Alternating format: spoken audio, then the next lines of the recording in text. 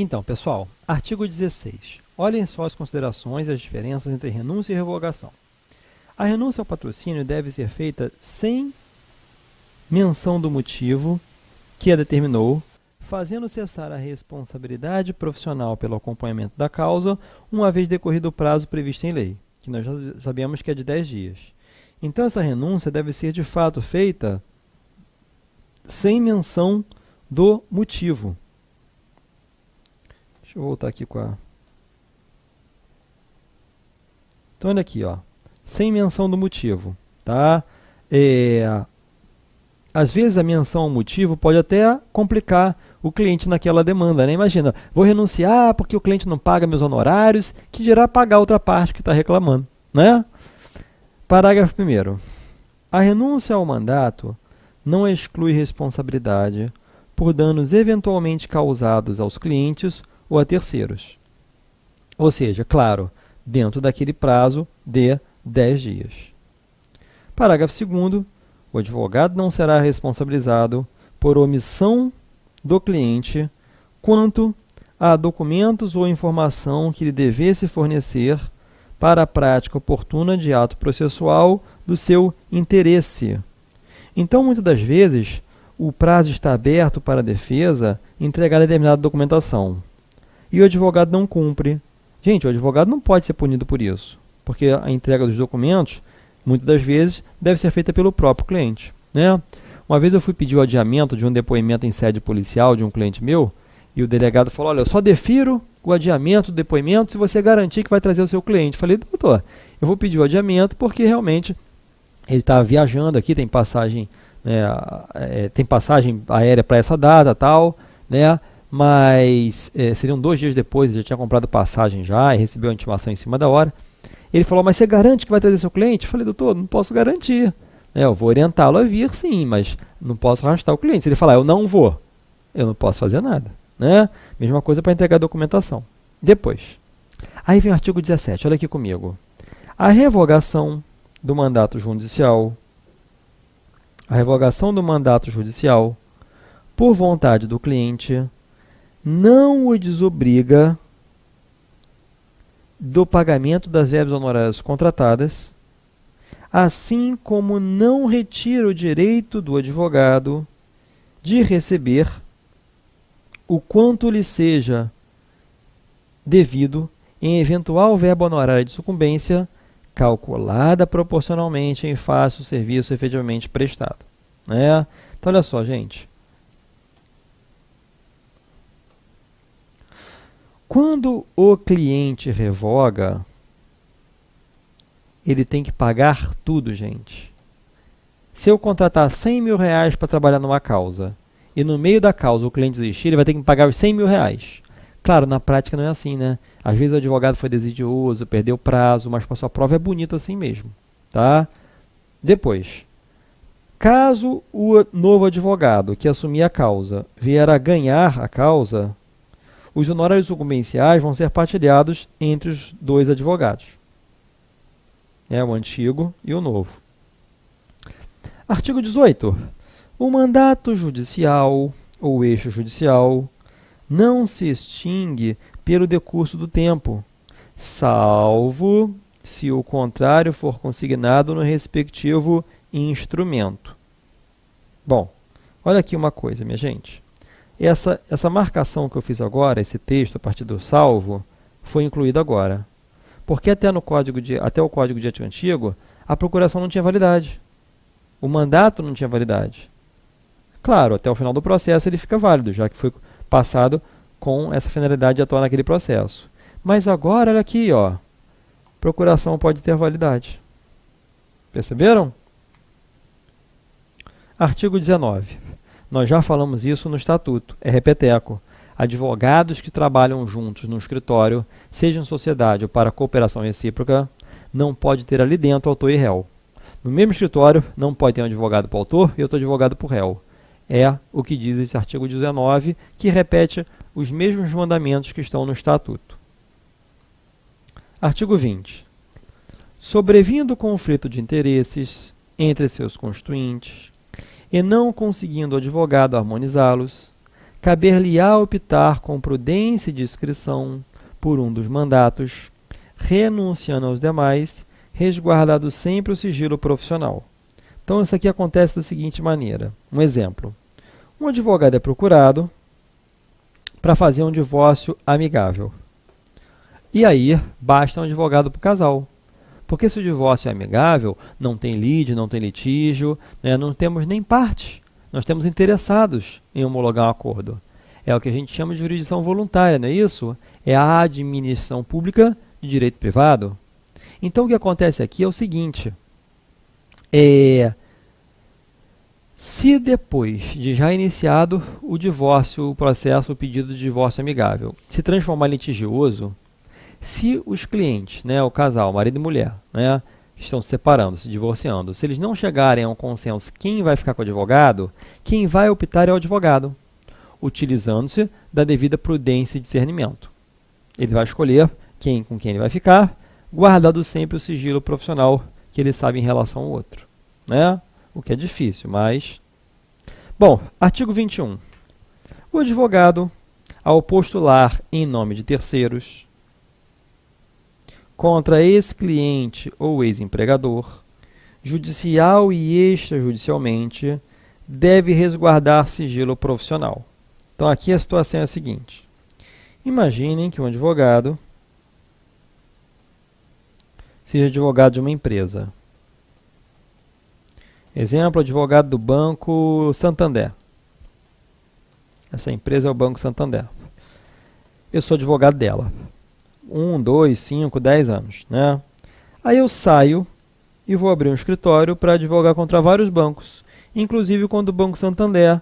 Eu posso? Posso, gente.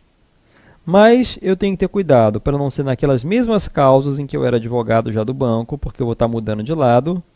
E isso, inclusive, vai configurar o crime de tergiversação.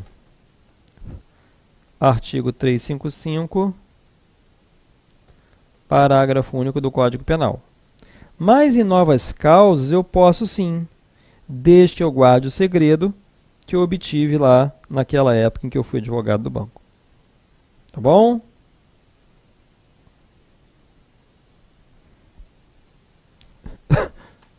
Artigo 22. Ao advogado, cumpre abster-se de patrocinar causa contrária à validade ou legitimidade de ato jurídico em cuja formação haja colaborado ou intervido de qualquer maneira. Claro, né, gente? Se eu publico um livro, determinada corrente doutrinária, né, a que eu me filio, e agora eu sou procurado por um cliente para defender aquilo que eu defendo o contrário no meu livro, é complicado, aí não pode, né? É super antiético. Da mesma forma, deve declinar seu impedimento ético, ou da sociedade que integre, quando houver conflito de interesses motivado por intervenção anterior no trato de assunto que se prenda ao patrocínio solicitado. Tá? Então, eu já externei também a posição e agora sou convidado para falar o contrário. Aí vem o artigo 23, minha gente, que diz especificamente quando o advogado for fazer uma defesa criminal. Então, se o advogado, gente, for procurado por um cliente, por pior que seja o crime, mais hediondo que seja, tá? O advogado ele não pode recusar aquela causa levando em consideração o que ele acha sobre aquele cliente, se ele é inocente, se ele é culpado. Eu posso recusar por outros motivos. Por exemplo, um cliente me procura e ele me assaltou e eu vou defender daquele roubo. Claro que não. Ou praticou um crime contra um parente meu, um roubo contra um parente meu. Claro que eu não vou defendê-lo, né? Até poderia, né? Mas eu não posso, desde que eu não seja testemunha.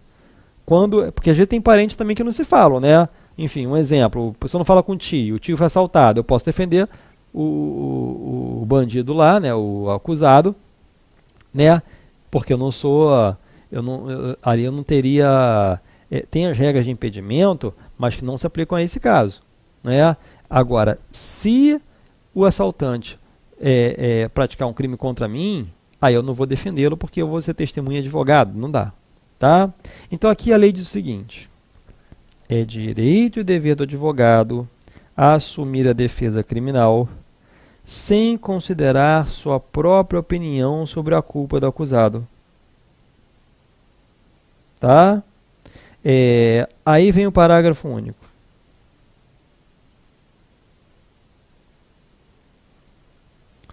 Não há causa criminal indigna de defesa, cumprindo ao advogado agir como defensor, no sentido de que todos seja concedido tratamento condizente com a dignidade da pessoa humana sob a égide das garantias constitucionais. Então, vejam que linguagem simples e que foi acrescentada. Esse parágrafo único aqui não existia não. Foi acrescentado ao novo Código de Ética. Artigo 24. Caiu também na penúltima prova. O advogado não se sujeita à imposição do cliente que pretenda ver com ele atuando outros advogados, nem fica na contingência de aceitar a indicação de outro profissional para com ele trabalhar no processo. Então, resumindo, eu não sou obrigado a trabalhar com quem eu não queira, né? Artigo 25. Caiu na última prova. Sabe que teve uma aluna que errou porque ela entendia que é defeso significa que é que pode, que é defendido. Não, muito pelo contrário. É defeso significa que é proibido. E o que é proibido, hein? É defeso, é proibido ao advogado funcionar no mesmo processo simultaneamente, ou seja, ao mesmo tempo, como patrono e preposto do empregador ou cliente. Ou seja, numa mesma causa, ou eu sou advogado da causa, ou eu vou funcionar como preposto. Os dois ao mesmo tempo não pode. Tá? Foi justamente a questão que caiu na última prova. Junto com o artigo 26. Olha lá. O subestabelecimento do mandato, com reserva de poderes, é ato pessoal do advogado da causa. Olha a diferença do subestabelecimento com ou sem reserva de poderes. Quando eu recebo uma procuração, eu posso passar os poderes a outros advogados. O subestabelecimento com reserva de poderes, eu estou com as mãos dadas. Eu e o outro advogado continuamos atuando, vamos atuar. Eu continuo junto com ele, porque eu estou com as mãos dadas. Se eu estou com as mãos dadas, eu não preciso avisar para o cliente. É ato pessoal do advogado da causa. E quando eu subestabeleço sem reserva de poderes? Eu estou sem as mãos dadas. Por isso, eu tenho que ter a ciência inequívoca do cliente, que é o que está no parágrafo 1º, olha lá. Parágrafo 1º. O subestabelecimento do mandato sem reserva de poderes exige o prévio e inequívoco conhecimento do cliente. Parágrafo 2º. O subestabelecimento com reserva de poderes, o subestabelecido, ou seja, quem recebeu, né, o subestabelecimento, quem está chegando agora aos autos, deve ajustar antecipadamente seus honorários com o subestabelecente. Então, se eu chamar um cliente agora para trabalhar numa causa comigo no finalzinho, eu vou combinar com ele. Ó, você está chegando aqui agora, então você vai receber só tanto, né? E encerrada essa primeira parte. Gente, esse capítulo 4º foi também incluído. E aqui são coisas óbvias. São coisas óbvias. Que também a gente não vai precisar nem ler, porque se cair, vocês vão acertar. Aqui vai dizer que o advogado deve ser ético, agir com educação, com as pessoas com as quais ele for se relacionar. É óbvio. Nós vimos no artigo 6º do Estatuto que é um direito de advogado ser bem tratado por essas pessoas com as quais ele for se relacionar. Mas aqui estamos vendo também que é um dever tratar bem essas pessoas na relação profissional. E na vida pessoal também, né, gente? Isso é uma conduta de ética humana. Tá bom? Então aqui, ó, vou pular o 27, vou pular o artigo 27, o artigo 28, o artigo 29. Tá bom?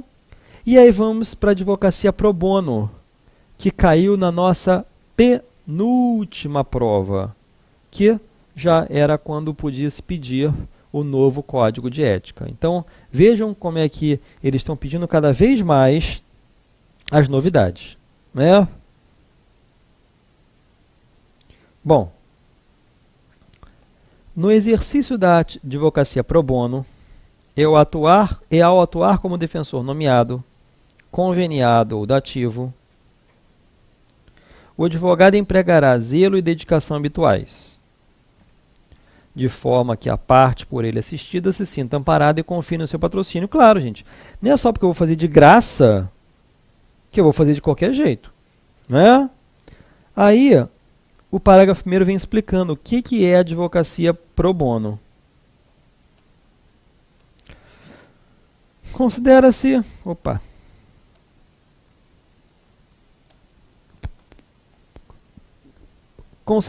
advocacia pro bono a prestação gratuita, eventual e voluntária de serviços jurídicos em favor de instituições sociais sem fins econômicos e aos seus assistidos, sempre que os beneficiários não dispuserem de recursos para a contratação de profissional. Vejam, então, como é que pode ser prestada para pessoas jurídicas também, para pessoas jurídicas, e não só para pessoas físicas. Tá? Parágrafo 2º. A advocacia pro bono pode ser exercida em favor de pessoas naturais que igualmente não dispuserem de recursos para, sem prejuízo do próprio sustento, contratar advogado. Foi, aliás, a pergunta que caiu nessa prova que eu me referia, tá? No sentido de que a pergunta era se a advocacia pro bono poderia ser dirigida só a pessoa jurídica ou só a pessoa física, para os dois. Nas seguintes condições, que também foi objeto dessa pergunta de prova. A advocacia pro bono não pode ser utilizada para fins político-partidários ou eleitorais, nem beneficiar instituições que visem a tais objetivos ou como instrumento de publicidade para a captação de clientela. Ou seja, eu não posso ficar fazendo advocacia gratuita para ganhar cliente, para ganhar voto na política. Isso não pode, é antiético. Tá? Bom, capítulo 6º vem tratar do exercício de cargos e funções na OAB e na representação da classe. Também não vou ler isso, porque vai dizer que o advogado que exercer qualquer cargo na OAB deve ser ético, guardar sigilo. Muito simples, né?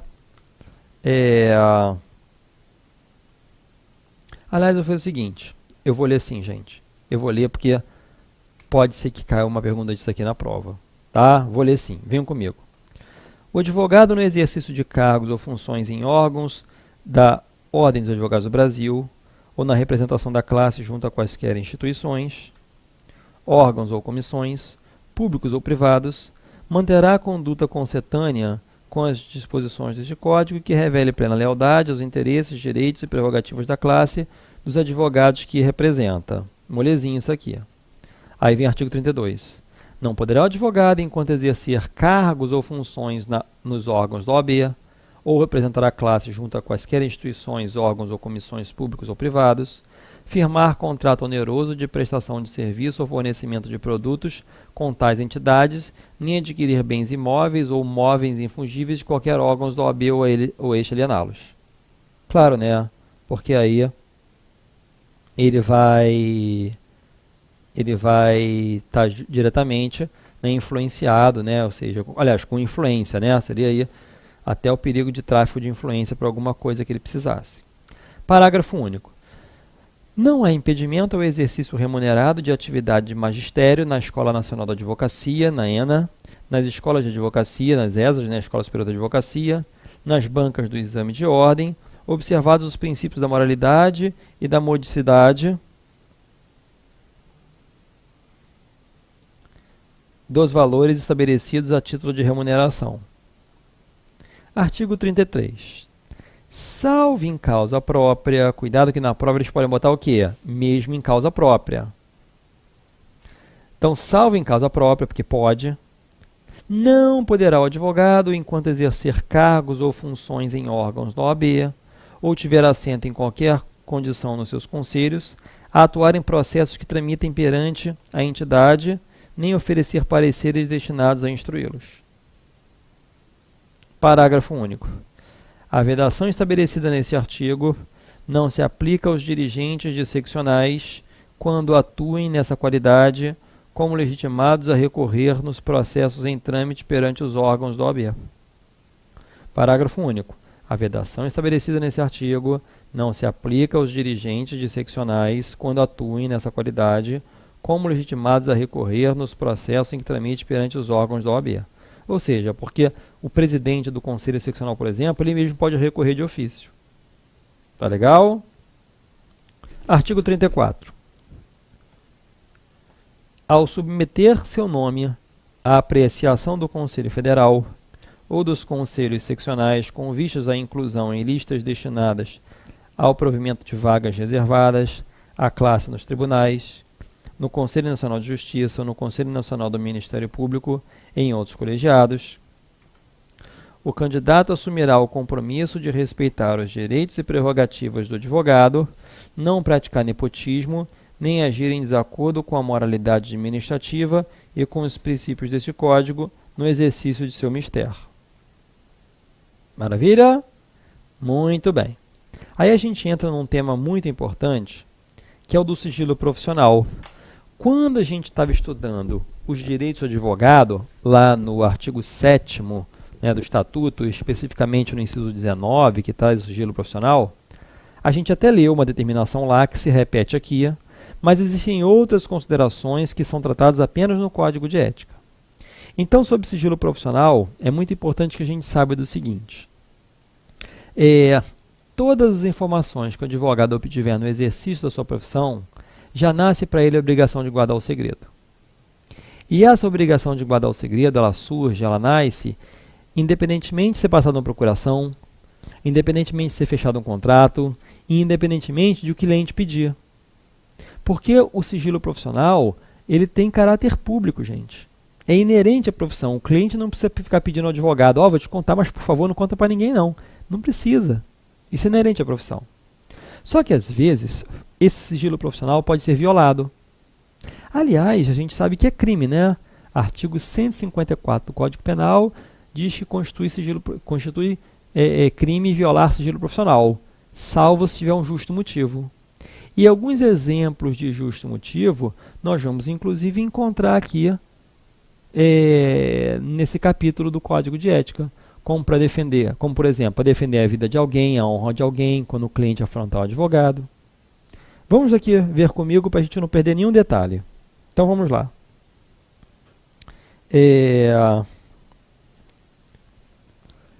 O advogado tem o dever de guardar sigilo dos fatos de que tome conhecimento no exercício da profissão. Parágrafo único. O sigilo profissional abrange os fatos de que o advogado tenha tido conhecimento em virtude de funções desempenhadas na Ordem dos Advogados do Brasil. Então essa foi uma novidade incluída.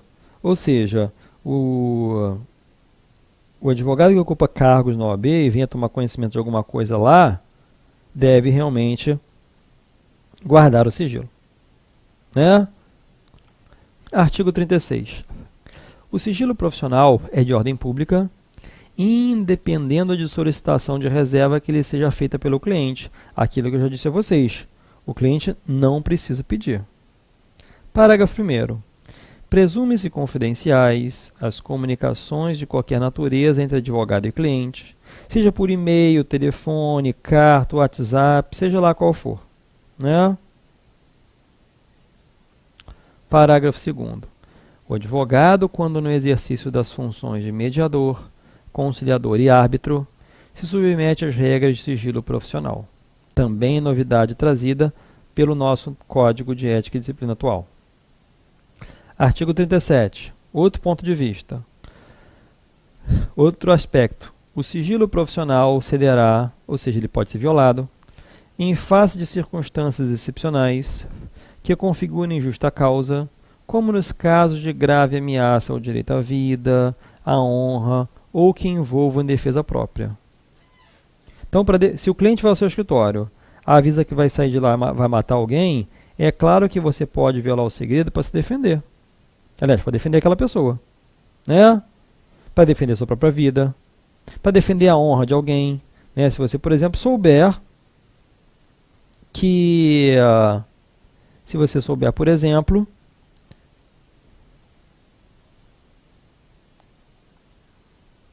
que uma pessoa está sendo acusada falsamente, que envolve em defesa própria, Quando o cliente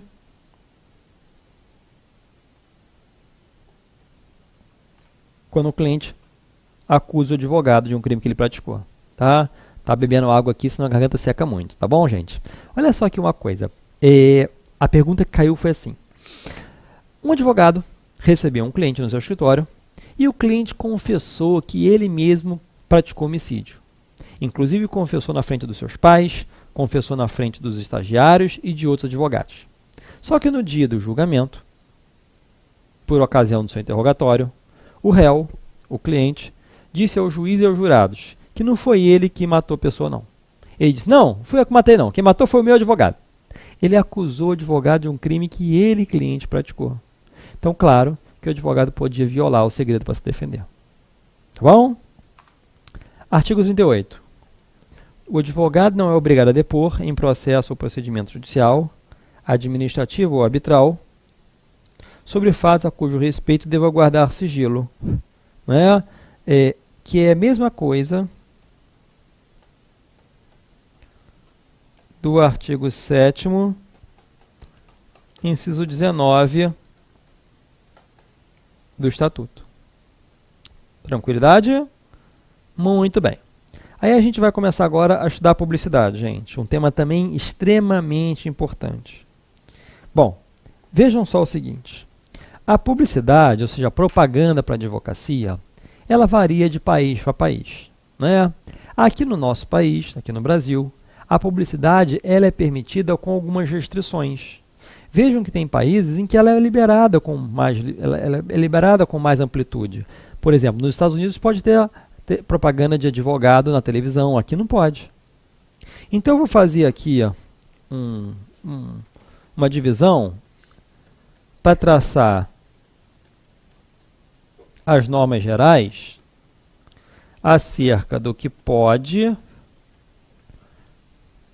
e o que não pode ser feito em relação à propaganda do advogado. E depois que a gente traçar essas considerações gerais, a gente vai voltar para a lei para poder estudar os seus mínimos detalhes. E olha que na última prova andou caindo isso e muita gente errou. Tá bom? Por exemplo, o que eu posso botar num cartão de visita? Isso não tinha no código de ética antigo. No novo passou a ter. Tá? Bom, eu posso anunciar os meus serviços por escrito, como por exemplo em jornal, revista, periódico, internet, né? Posso ter uma página na internet. E sempre que eu anunciar nesses locais que eu posso, tem de ter nome completo e número da OAB. Podendo mencionar títulos e qualificações. Posso botar, por exemplo, pós-graduação, mestrado, doutorado, as minhas especialidades, civilista, trabalhista, ou às vezes o advogado só faz júri, por exemplo. E o que ele não pode fazer? Ele não pode anunciar em TV, rádio, outdoor, busdoor, né? Botar anúncio em ônibus, cardoor, cinema, elevador. Porque olha só, gente, a ideia é a seguinte: o advogado ele não pode ficar caçando o cliente. Se o advogado faz propaganda em televisão, rádio, ele está caçando o cliente, ele está entrando na vida das pessoas. Oi, tudo bem? O pessoal lá no sofá com a sua família, né? Opa, tudo bem? Sou advogado. Meu telefone? Não. Então, nesses locais onde eu posso, jornal, revista, se a pessoa quiser, a pessoa vai procurar. Um site, joga lá no Google, advogado criminalista no centro do Rio de Janeiro. Vão abrir vários sites e o cliente procura o que ele quiser. Acha, encontra, liga para o que ele quiser. Tá bom? Gente, já estourou o tempo nesse nosso bloco. Vamos voltar no próximo e último bloco para falar sobre isso.